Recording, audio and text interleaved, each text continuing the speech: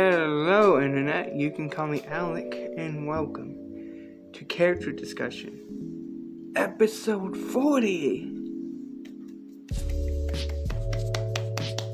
No, it's not a special occasion, I just want to point out it's Episode 40. And today we're talking about Mr. I don't chuckle, I prefer to flex my muscles, Knuckles, the Echina, Akuna? I don't know. I don't fucking know how to pronounce this. I'm sorry. Knuckles first appeared in Sonic 3 in 1994 for the Sega Genesis. He would then go on to be in Sonic and Knuckles as a playable character. Now, what's special about Sonic 3 and Sonic and Knuckles is that originally Sonic 3 and Sonic and Knuckles was meant to be one long game. But the Genesis at the time couldn't handle that much power. So they separated into two games. And they released Sonic 3. And then 6 months later they released the rest of the game, Sonic and Knuckles.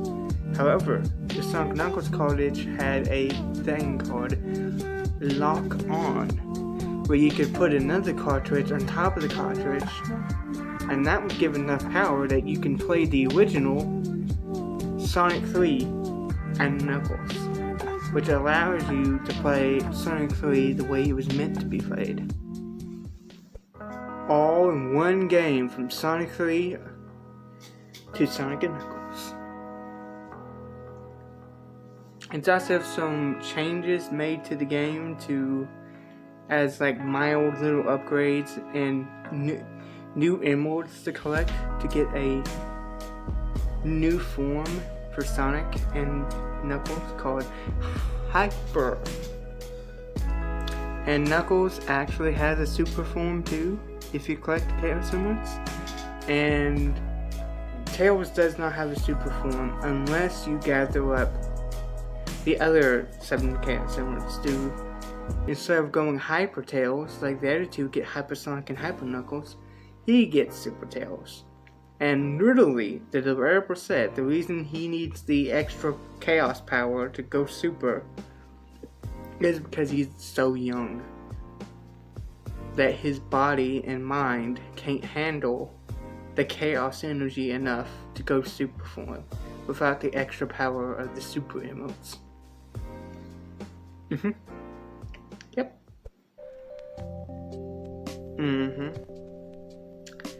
I know, it does make sense. Moving on, you can also hook it up to Sonic 2 and play Sonic 2 and Knuckles, where you get to play through the entire Sonic 2, but as Knuckles. There's a catch though. Knuckles can't jump as high as Sonic. Therefore, beating the game as Knuckles is a hard as hell. Especially the final boss against the Death Egg Robot. With Sonic and Tails, as long as you know what you're doing, it's easy. But with Knuckles, if you try to do the exact same strategy, you die every time. There's an entire long series of tricks you have to do just to beat him as Knuckles, because Knuckles has a gimped jump. Yes.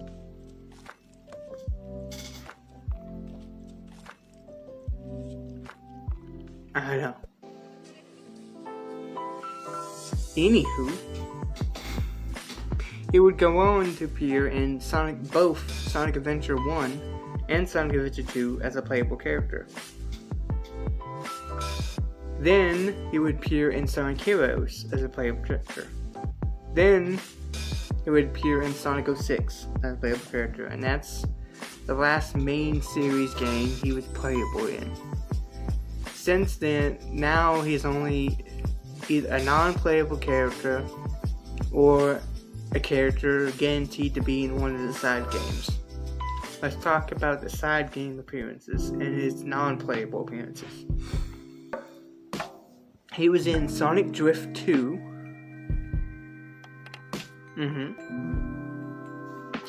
He was in Sonic R. Look at that character model. Ugly as hell. And you know what, just for fun? Here's Sonic too. And Tails. And Amy. And Eggman. Yeah. The character models were pretty rough back then. I'm probably not going to actually include Eggman because I included Eggman in my Eggman video.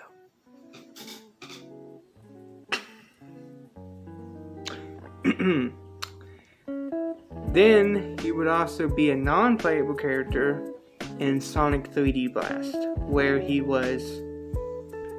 would go up to him and give him 50 rings and he would teleport you to the bonus stage so you can get the Chaos Emeralds.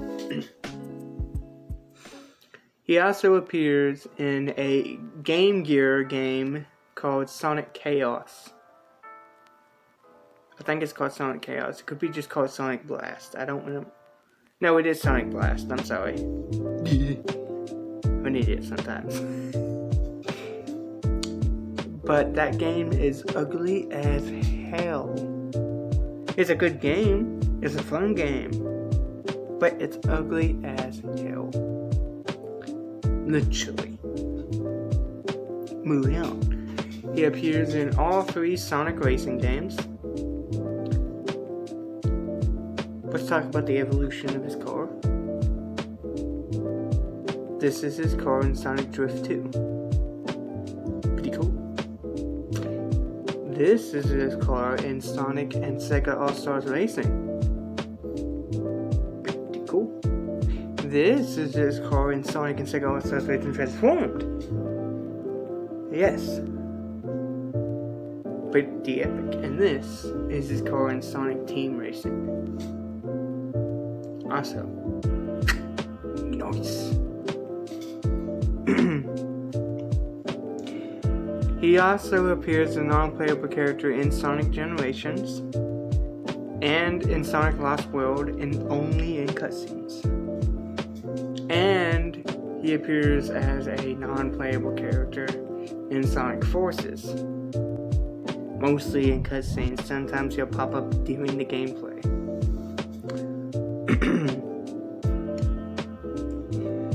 He also goes on to be a playable character in all of the Sonic and Mario and Sonic at the Olympic Games series.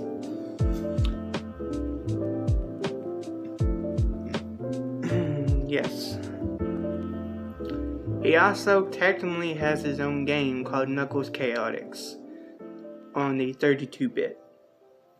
I think that's what it's called, 32-bit or something like that. Pretty nice game.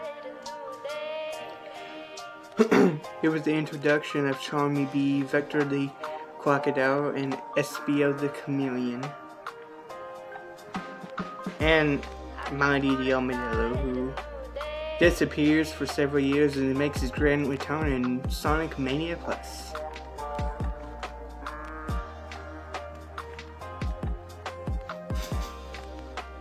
Knuckles is also playable in Sonic the Fighters, a fighting game, and the only Sonic fighting game released in arcades in '96, I want to say. It was eventually re-released on the GameCube and Xbox 360 and PS3 as well. The GameCube version didn't add anything. The Xbox and PS3 version added a character that was meant to be in the original arcade, but was scrapped.